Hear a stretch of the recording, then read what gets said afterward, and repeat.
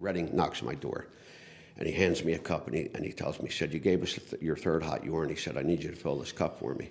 So I gave him the cup, filled the cup, and I was still drunk from the night before, and he shook it, and he said, "Oh, no Coke." And in my arrogance, I said, "I couldn't get any last night." Then he said, "Well, I have an offer for you." He said, "Everybody in Philadelphia wants me to lock you up because they think you're an a-hole, and except for one person." And this,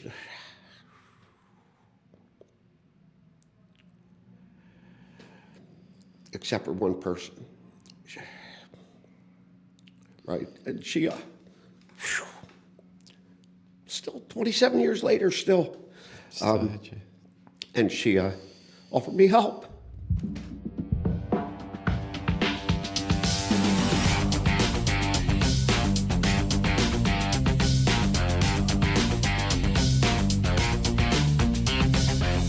Welcome to Just Today, where our platform is a reminder that recovery isn't a solitary journey. It's a community of connections where our guests share their stories and the power of recovery. Just for today. Now to your host, Mike Schutte. Today I have a guest with me who I've seen around the community and always wanted to get to know you a little bit better. I met you probably maybe 12, 13 years ago briefly, and then we kind of reconnected, and I'm really looking forward to hearing your story and sharing your recovery journey with us today. So welcome, Jim. Hi, how you doing, Mike? How you doing, Joe? Got to say hello to the talent, right? Yeah, he is the talent.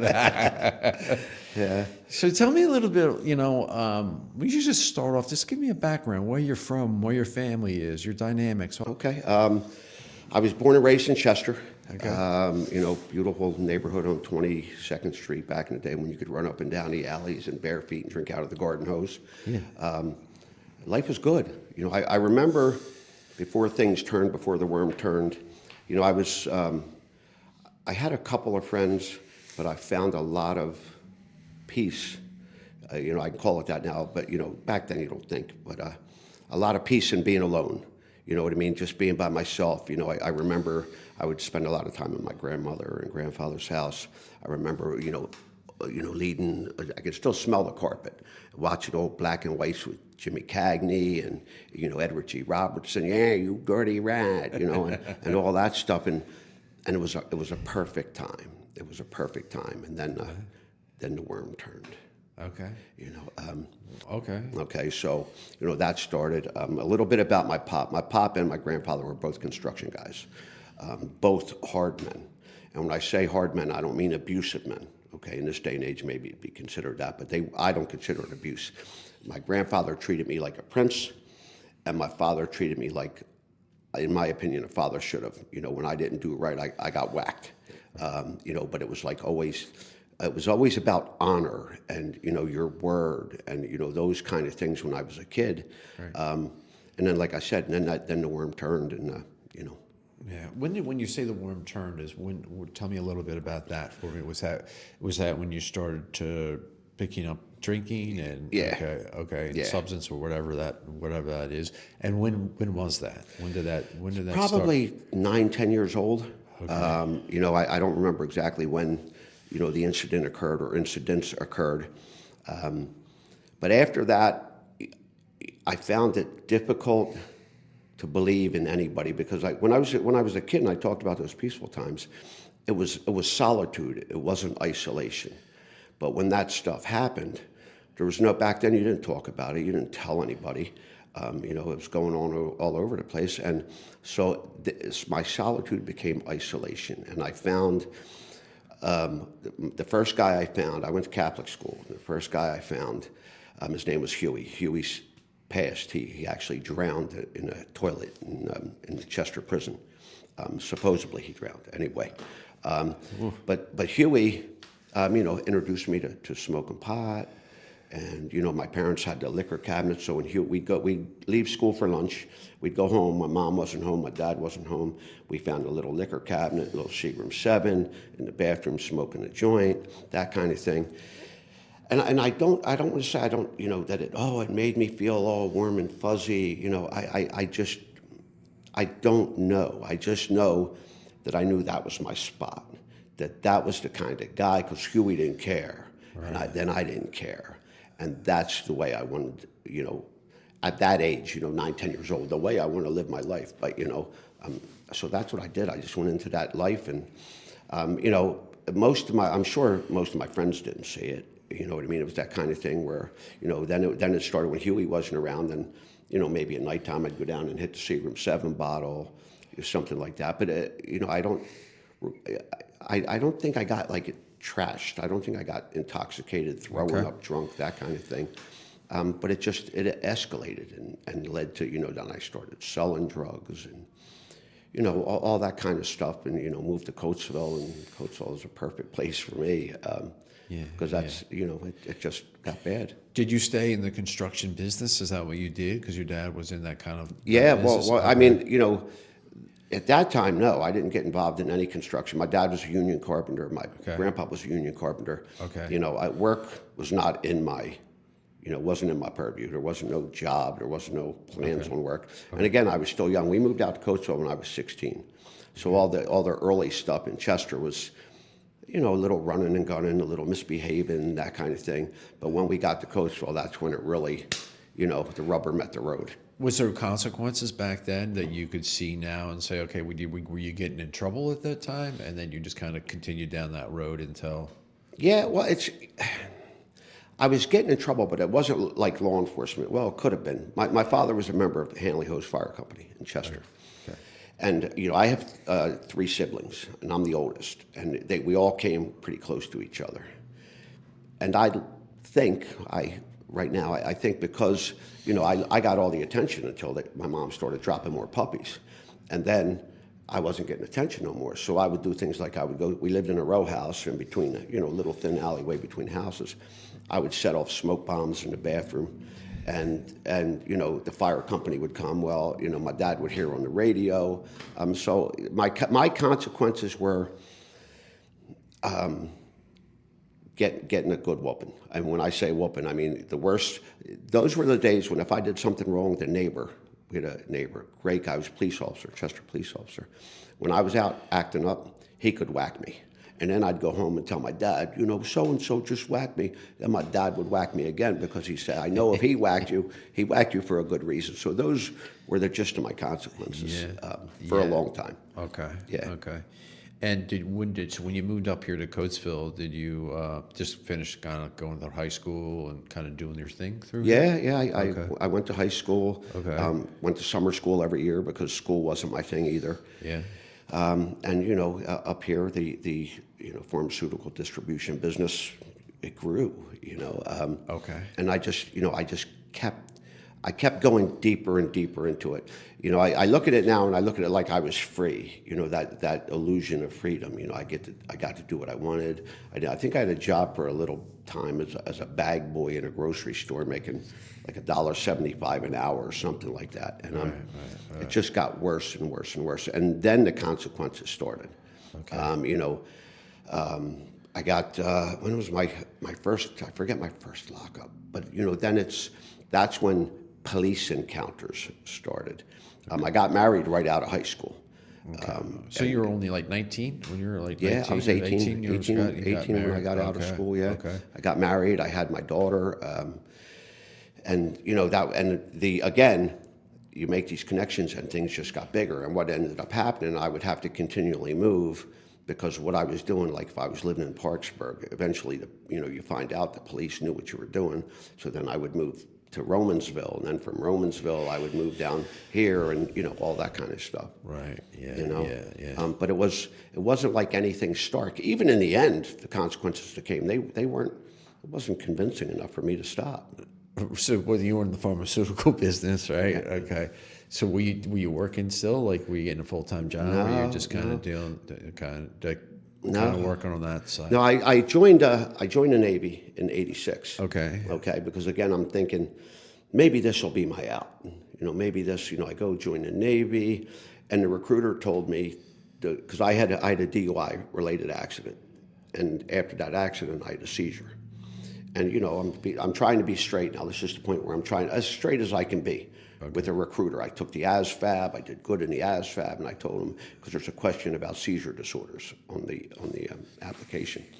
And I told him, I said, well, what about this question? I said, I have a seizure disorder, and, or I had a seizure, and I don't know whether I should put that down. And he says, look, he said, don't put it down.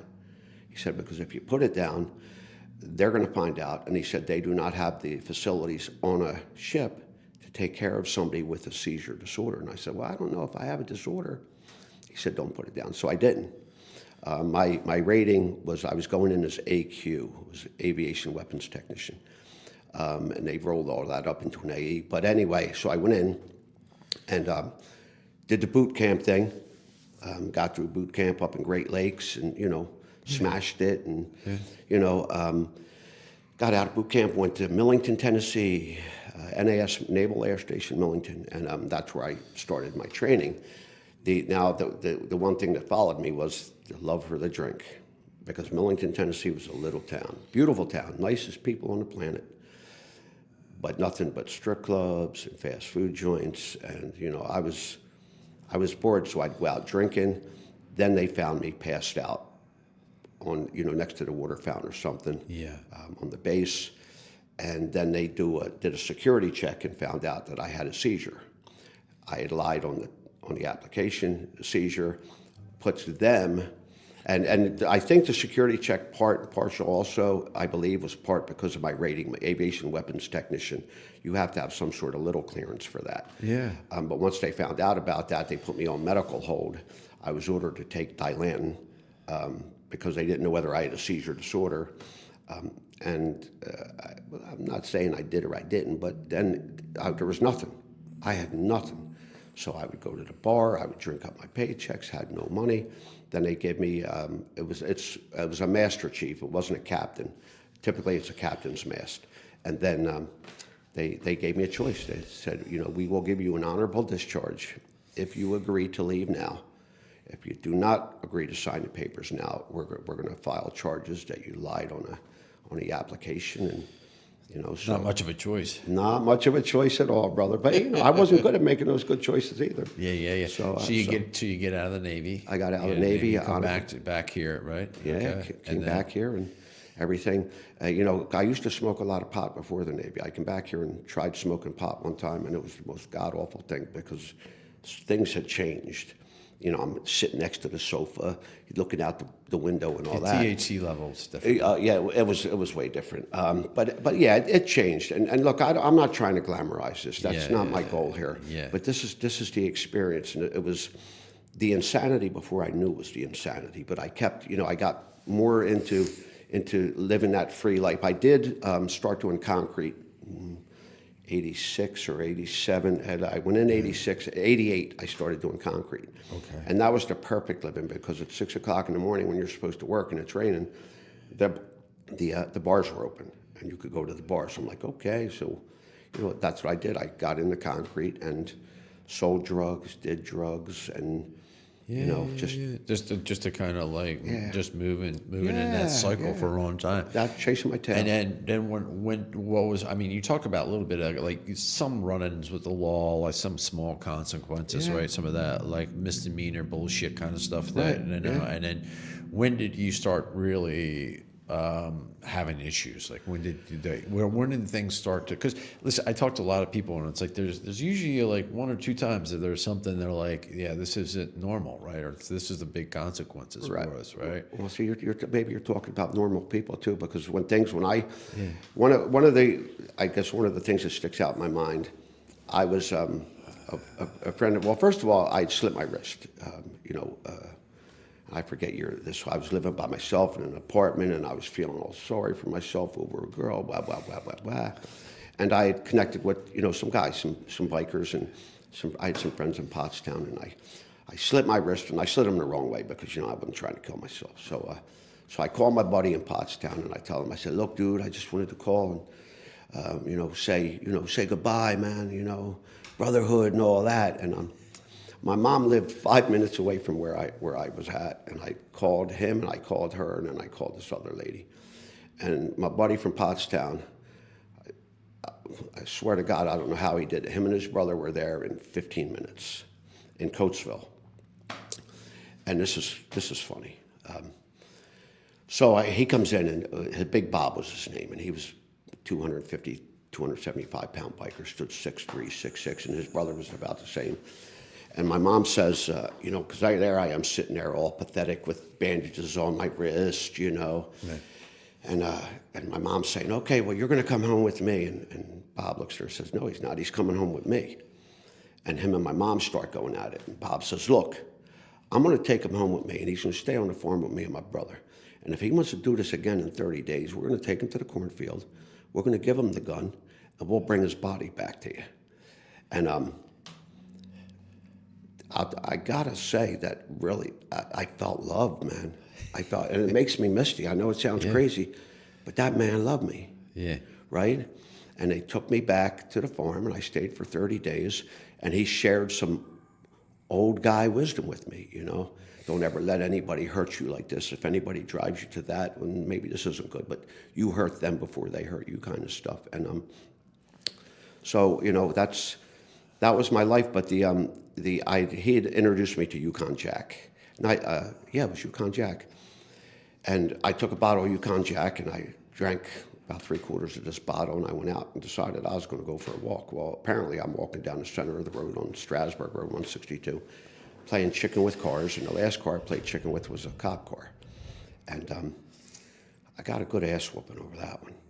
He told me to get in the car. I told him, my drunken, I'm not going anywhere. And he slammed me into the car, and I wake up broken and bruised. And that's what happened a lot. There wasn't a lot of charges until I got my DUIs. Okay. But I was that arrogant guy that when I came in contact with law enforcement, I would end up with the broken ribs and the broken nose. Defiant. Yeah, we'll call it defiant. Defiant. Yeah, You're a little mildly, But yeah, that was it. And even all those experiences, there wasn't in my head that said this isn't right, because what you have to remember is when I started living like that from 10 years old, emotionally that was my life. Yeah. So you said something that was interesting, and I think we could resonate with that, is that, when you pick up your first drink, you're emotionally, you don't continue to develop, right? Like, especially for guys like us that just continue that pattern, right? So we just continue. And I always tell people, like, I don't think I really grew up until I put down the drink. Like, I went in my 50s, late 50s, Right. of like, putting down the drink, and I'm like, oh, try to accept all those different emotions, right? And program teaches us that. So to get back to some of your things, so you're kind of like, you just back in Coatesville, you're kind of doing your thing. Right. Take us to the next part. Okay, there. so my thing led to, we'll fast forward. I divorced my first wife once I got out of the Navy. Okay.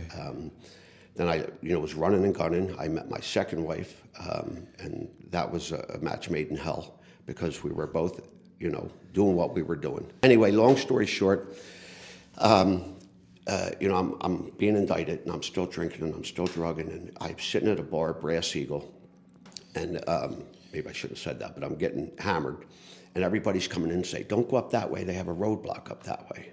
And again, back to my arrogance and my defiance. I'm like, I'll be fine. I just drank 3 or 4 Red Deaths, and I drove up, and I got a DUI. Federal pretrial told me that I had to start giving urines. I was doing drugs on the way down to give them urine tests. And that was life, man. I didn't care. It was almost like you don't feel anything. You're just oblivious to exactly what's going on. And on my third hot urine, I was living in a motel room in Gap. And my third hot urine, a woman, the head of federal pretrial from up in Reading, knocks on my door. And he hands me a cup, and he tells me, he said, you gave us your third hot urine. He said, I need you to fill this cup for me. So I gave him the cup, filled the cup, and I was still drunk from the night before. And he shook it, and he said, oh, no Coke. And in my arrogance, I said, I couldn't get any last night. Then he said, well, I have an offer for you. He said, everybody in Philadelphia wants me to lock you up because they think you're an a-hole, and except for one person. And this,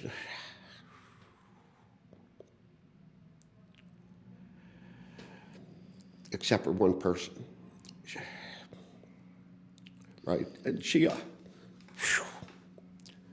still 27 years later,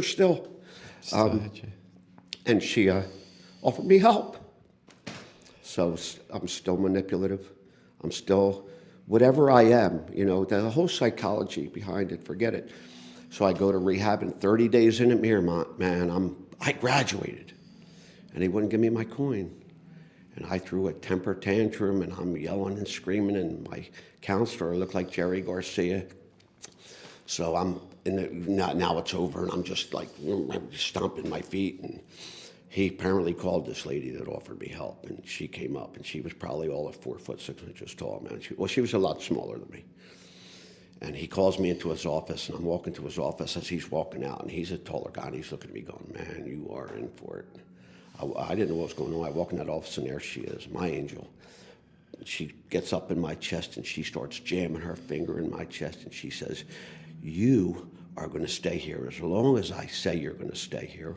And if not, I will take you to prison right now myself. I ain't a dumbass. Okay, I'll stay. How much longer? Until I say. So I did. And I did not want sobriety, man. I didn't want sobriety. I was gaming the system. But something switched, because there was a point where I'm sitting smoking a cigarette on the porch. And the sky was blue, man. I mean, it was blue. What year was that? 1998. September 6, 1998 Okay. is when I went in. Okay. And that sky was blue, and them birds were chirping, right? I'm sitting by the evergreen trees. And it wasn't that annoying bird chirp that you got when you stayed up for 3 days where the birds were sitting outside the window laughing at you because you're a dumbass. It was that kind of, man, this is beautiful. I ain't never seen nothing like this kind of thing. And I was working, one of the contractors that I'd worked with, I'd stayed in concrete, and this guy that I called off work all the time, he kept me working, and I had ended up, before I went away, I ended up saving $10,000 for my commissary. I ended up with a 4-year sentence. Okay. I saved $10,000, and I stayed sober. I wore an ankle bracelet after I got out of Miramont, and that's another thing that makes me misty is my pop never cried. You never saw my old man cry, man. Or my grandpa once, but my pop came in to court, and this judge was an ass, and I was an ass. My pop stood up as a character witness, and I had never seen my old man cry. And he couldn't even talk. And that kicked me right square, Yeah. And so that's when you start to say, it wasn't the damage I was doing to myself. It was like this woman, and I didn't think this then right away, this woman's, offered me help. I'm here, my pop, the hardest man I know, crying. You know what I mean? And I think that's when things started to click a little. Start to turn for you. Yeah, they started, that there was just that spark. And I went and I did my, I went and they shipped me around a couple different places. I ended up getting a drug program when I was locked up. I did 2.5 years of that 4-year sentence. The drug program gave me 6 months of confinement at a halfway house in Philadelphia, and another 6 months off my sentence. And then I got 6 months of good time, and then I got out and came around, and here's where it gets interesting. Okay. So this is 2002? 2000, January. 2001, right around that time? Yeah, January. It was January 12th, 2002. Okay. Is when I walked out of halfway house, when I was started my paper, and when I could really start. But you're doing sober, you're walking out, you're clean at this time? Right? I'm clean. I'm sober. Okay. Ain't none recovering about me. I know the difference between sober and recovery. Yeah, I got you, brother. Yeah. But yeah. So tell me, walk us through that. Tell me what Well, happened. I'm locked up and I'm eating food that's good for me. So now I put on some weight, and I'm working out. I found a crew and I'm working out with guys, and I'm 225 pounds of scared little boy, and there ain't nothing I think more dangerous than putting a scared little boy in a 225-pound body, right? I started going to meetings. I was sitting in the back of the room, and they say, we welcome you. Nobody came and gave Jim a hug. I had to scowl, except for one lady, and she used to tiptoe up to me on the meetings on Saturday and Sunday morning, and she would reach over my shoulders, stand on her tiptoes, and kiss me on the cheek and say, welcome. And I thought she was crazy as a hootie owl, man. And I would sit in the back and I would watch. I still didn't trust people. You know, I would listen to people say things, and then, because I would sit out front and smoke, and then I would watch what they would do outside. I'm like, nah. So you're full of it. But then I would listen to other people, how people with some time would share that they had a great day, you know. And then they would come in a day later and they didn't have such a great day, and they would maybe curse a little, whatever the case is. And then I finally started opening up, because there comes a point where I had to. I started opening up, and when I opened up, it was ugly, it was disgusting, it was disrespectful. The F word was, you know, every other word out of my mouth, and rage and all that. And it happened, and I had somebody come up to me after a meeting, and a lady, and she asked me, she said, could you please not speak like that at the meeting? You know, we don't appreciate you talking like that. So I went to one of those long timers. I call them long timers now because I'm old. I don't like old timer anymore. I went to the long timer and I asked him, I said, man, look, I don't know how else to be. This is the life that I lived since I was 10 years old, man, you know. In the next meeting, and he was one of these long timers that when he raises his hand, they always pick him to share because he got wisdom. And they picked him to share that next meeting, and the first 10 words out of his mouth were the F word. And he said, how dare any of you? Right? How dare any of you tell anybody else what they can and cannot say in this room? Right? The only requirement to be here is the desire to stop, man. Drinking or using. And I hooked up with some guys. I had one sponsor, my first sponsor. He was a good guy. He gave me a little bit of wisdom, you know what I mean? He used to say things like, you know, two of the words in the English language are a complete sentence, yes and no. You know, like when people would ask me for things, because I had started my business 2 years out of prison. I was going crazy. And, you know, then he fired me for eating tortellini. Tortellini in Matriacana, a place that used to be right down the street, man, the best tortellini at Matriacana. So I suggested he eat it one night, because we'd go out every Tuesday night. When I'd pick, he'd pick every other, you know, and he'd buy. So I told him, you got to try this, cuz. And I could feel him. I'm looking at the menu, and I could feel his eyes. He pulls the menu down, and he's looking at me over the menu, and I'm like, what's the matter? And he said, it has a white wine sauce in it. Oh. I said, I'm not ordering 5 bowls of it with a tiramisu chaser. And he just keeps looking. I said, what's going on? He said, this makes me uncomfortable. I'm the one eating the tortellini, and he's uncomfortable. I said, are you breaking up with me? And he said, yeah, I'm sorry. I'm afraid I have to. I'm like, okay. And I wasn't being flippant about my recovery. Right. Okay, I really wasn't. It was, you know, I'm not that guy. I'm not that guy that the disease is in the parking lot doing push-ups. I am not that guy. You know, I became eventually a sober man. I was a sober man, but I became a man that understood what recovery meant. Yeah. And that's what I had started to become. And then I had some hardcore guys that just... What do you say is you and I kind of had a little smile there, the difference between being sober and recovery, right? Like because I could stay sober for a long time. Yeah. But I couldn't stay, recovery's different. Sobriety's different, right? Working it, right? Yeah. Understanding you're, doing the work every day, right? Just stay in it. That's the difference between just getting the booze out of your body, right? Because as I said, you're still the same version of yourself when you get clean and sober. Yeah. It's in here that gets you to recovery. Right. Yeah. So you're working with him, and that's 2000. This is 2000. So do you stay in recovery? Do you stay sober? Oh yeah. Okay. I've been. So how many years do you have now? I had 27 years in September. Holy Toledo. Yeah, I know. I mean, that's why I said, I used to call them old timers. I'm like, no, it's a long timer. Yeah. Yeah, that's what, and it got real, and some guys had told me, they taught me, the steps are not a project. They're not and people have a difference of opinion. I'm not going to say, I don't care what you do to recover. the steps are not a project. We'd read it, we'd talk about it. If I had a question about what I didn't understand, we'd talk about it. Right. We'd move on. Right. I call, and I have to share this because I called one of these guys, and I'm in that place. Oh, life isn't fair, rah, bah, bah, bah, bah, bah, bah. And it slipped out of my mouth. I want to drink. And he said to me, you want to drink? Go ahead. Go drink.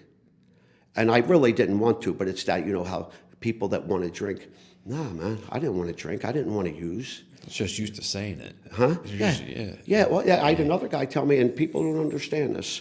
I had another long-timer tell me, there was a guy that was so happy, joyous, and free every day, and it annoyed the hell out of me. And I called this guy, and I said, man, I just want to stab this guy with an ice pick. And it's a metaphor. I really am not a violent guy. Yeah. And he says, well, go ahead and kill him. He said, just don't drink. Now, he wasn't giving me permission. That's what people look. Yeah. He was telling me, he basically opened my eyes to the consequences of every action and every thought, right? Anything I think and everything I think has a consequence to it when I react or act on that thought. So, yeah. Yeah. No, I totally understand that.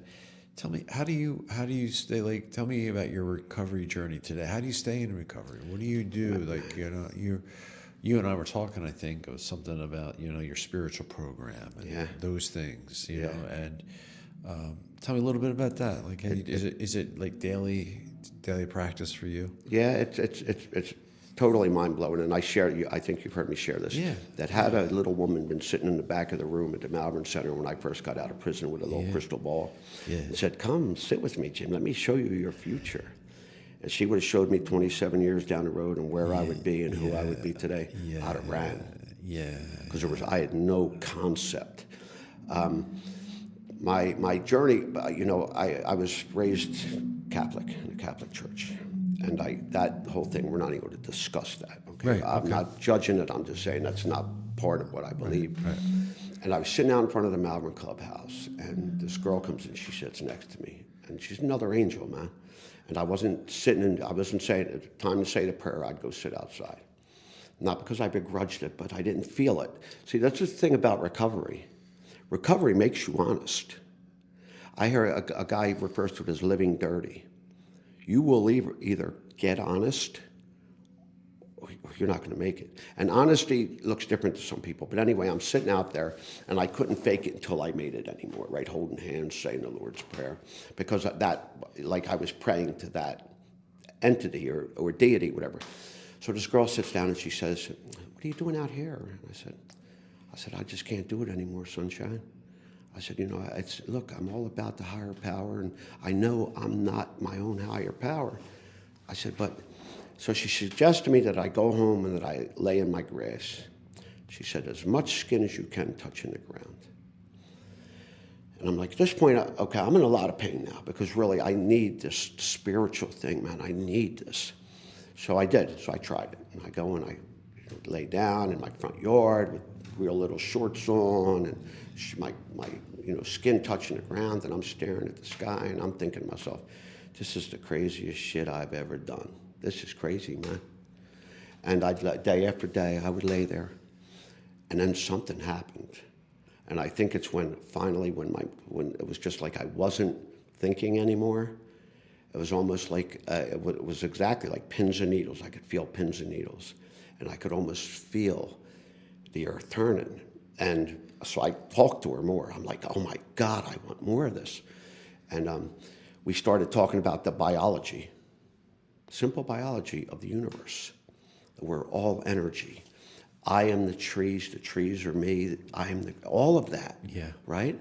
So I'm off the deep end now, and I'm laying and watching leaves dancing in the trees, and I'm looking over at my lawn, and I'm going, oh my God, billions of little blades of grass, And I found this spiritual path, and what that moment taught me is to always remain open for what might come, right? I read some stuff on Buddhism and about attachments and about suffering. I have a couple spiritual gurus that I really love listening to. Can I mention them here? Yeah, of course you can. Ram Dass, Alan Watts, those guys, they're just, and I'm going to share real quick. Ram Dass I was introduced to him through a guy in the fellowship, and he said, "You got to watch this. It's called Going Home. It's the last video they made with Ram Dass, and I'm thinking about. I watch it. And it's beautiful, man. This guy he's had a stroke and he's a mess, but he's smiling like, and he says, I don't wish this stroke on any of you, but I wish the grace of this stroke on all of you. And my mind is blown. My head's exploding. So I'm a cynic. So I Google Ram Dass. I say, Ram Dass net worth. Ram Dass died in the late 90s. The man died with $100,000. He was doing what he was doing from the mid to late 1960s, selling books, doing all this, tours, and giving it all away. And I'm like, wow, see, that man walks the walk. And that's what I just remain open. And I'm going to tell you something. I am not trying to impress upon anybody that I am the perfect spiritual being. My only goal today is to be better than I was yesterday. Yeah. And that's how, we talk about recovery. See, recovery is the prize in the Cracker Jack box. See, the Cracker Jacks, to me, that's sobriety. But when you get into that, when I was a kid, I used to, Cracker Jack box, I'd say, I hope I get that little book of tattoos. Yeah. Right? You imagine that. Yeah. And that's what recovery is. See, because I have developed and built a life, and not just, I have an amazing, my business was a success. I had some physical issues because I'm a concrete guy. I have metal in my neck, metal in my spinal cord now. I had to get out of concrete. Yeah. The energy, there was somebody there, bought my business. And I know what he was talking about because I would wake up after my spinal surgery in so much pain, but I'd be like happy. And I'm like, dude, you're really losing your shit here, pal. But it's that gift of recovery, man. Building that life. Yeah, it's that Cracker Jack box, that sobriety. It's the thing that we actually step through. In a sense, it's a fire because we have to step through that sobriety, learning the steps, learning all these things, communicating the community, and that prize every day is that recovery piece of that. Yeah, it's a cool way of looking at that. Definitely. I remember, seeing you recently, at meetings and stuff, and I remember seeing you like 15 years ago, and it's kind of like I would have never approached you 15 years ago. Because I remember you being in a meeting, I'm like, that guy's really pissed off. Even though you've had a lot of years in sobriety, it's that journey through it, right? Yeah, like you today, and I see there's just I was like, I remember approaching you, maybe like 3 or 4 weeks ago. We had some conversation, and I was like, you're just a different person than I remembered. Mm-hmm. You're very, very just different, and that's cool. It's like prize of recovery. Yeah. Yeah, it's cool. I have one more question for you. Okay. What would you say to somebody that's struggling right now? What would you say to somebody that's on that life of addiction and drinking and all the things that come with it? What would you say to them that? First of all, what I'd say, it's your choice. Yeah. It's your choice. You can make this happen. The second thing I would say, because this is it, not one of the amazing spiritual gifts or any other gift that I've received in my journey have I seen coming down the road. I didn't see any of it from my windshield. Life is not transactional. Just because I'm doing the right thing doesn't mean, I'm going to have rainbows and unicorns shooting at my butt. It's just not, transactional. But every blessing that I have when I look in the rear view, every one of the biggest blessings that I have in my life, and I'm not talking about financially, I'm talking about the way I feel inside. Yeah. I got through some of my darkest moments in sobriety, my roughest times, just not picking up, struggling to not hurt another human being, all that just don't give up and know that it's going to happen. I'm here to tell you. Yeah. I'm here to tell you. It's cool. Yeah. Well, I appreciate you coming out. It was really nice. That's I think it kind of start off the conversations is that, sobriety has given me the availability to start to understand and recovery, and it's just really cool that I got to get to know you, because if I would have been down the same road, even if I would stay sober, I don't think I would have had enough balls to come up and talk to you. So it's cool to really get to know you a little bit better. That's the cool thing about what we do, in this podcast. So Ditto. yeah, thank you very much.